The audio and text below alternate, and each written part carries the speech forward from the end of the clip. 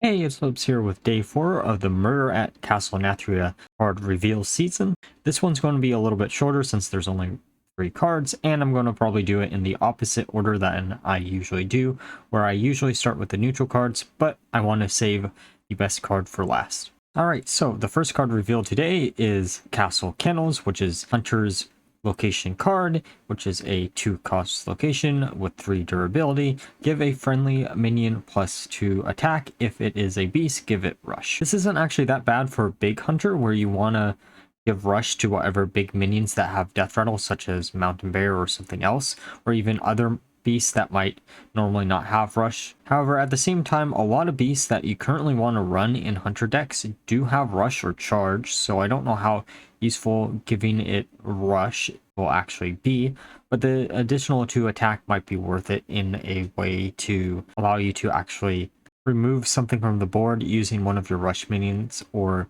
maybe give 2 additional attack that you need on King Crush in order to finish off your opponent. Though this does make my predictions for which covenant is going to go for which class a little bit wrong, because we did get the story elements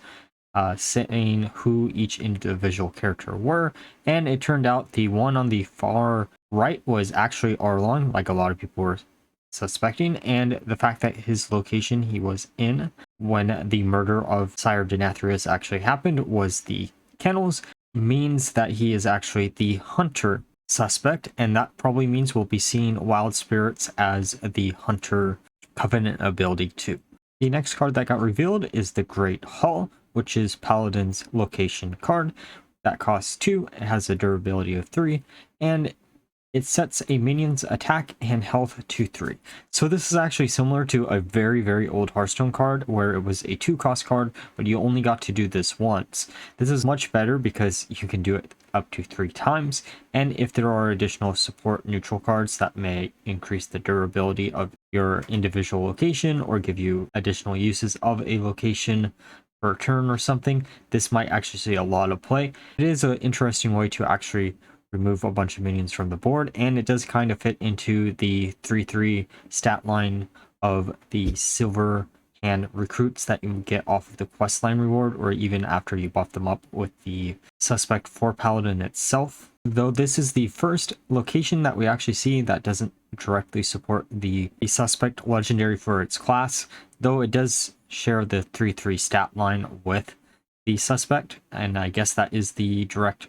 correlation between the two, but that's actually not that big of a synergistic nature between the two, which I had up to this point assumed was always going to be the case. Now time for the final card revealed today, the cornerstone of the entire set, Cyrodinathrius, who is a 10-cost neutral legendary with 10 attack, 10 HP, lifesteal, battlecry, deal 5 damage amongst enemies, endlessly infuse 1, deal 1 damage more. The infused artwork looks like this. I know a lot of people were actually predicting that we might get an endlessly infused card within this set, and it makes a lot of sense that Cyrodinathrius himself is that card, though it is a little bit annoying that he is a 10-cost card, and the main class that's going to be able to use this is probably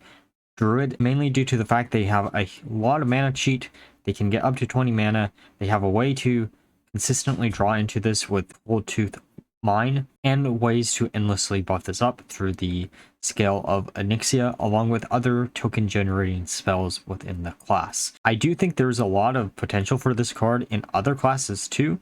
It's just going to be Druid is going to be the one that a lot of people are going to look at first, and there's no way this doesn't see some play in some type of Druid deck, because if you can actually combo this with a Bran, in theory you could do a bunch of damage to your opponent's face and they won't be able to do anything about it while healing yourself up to full. But there might be some really funny wacky combos that you could do in maybe something like Warlock, where you could discount this a little bit, or even change the cost of this card to being health instead of mana. There's a lot of potential that you could possibly do. I just don't know if any other class besides Druid is going to be able to do anything with it. It's just going to be a similar case to Neptulon and Ozmat, where they don't actually see that much play outside of a few edge cases. But that doesn't prevent me from trying to figure out a way to actually use this in something that isn't actually Druid. Right, so those were all the cards revealed today. Let me know which ones you're looking most forward to use. And like always, if you enjoyed the video, please do like, comment, and subscribe. Until next time, bye bye.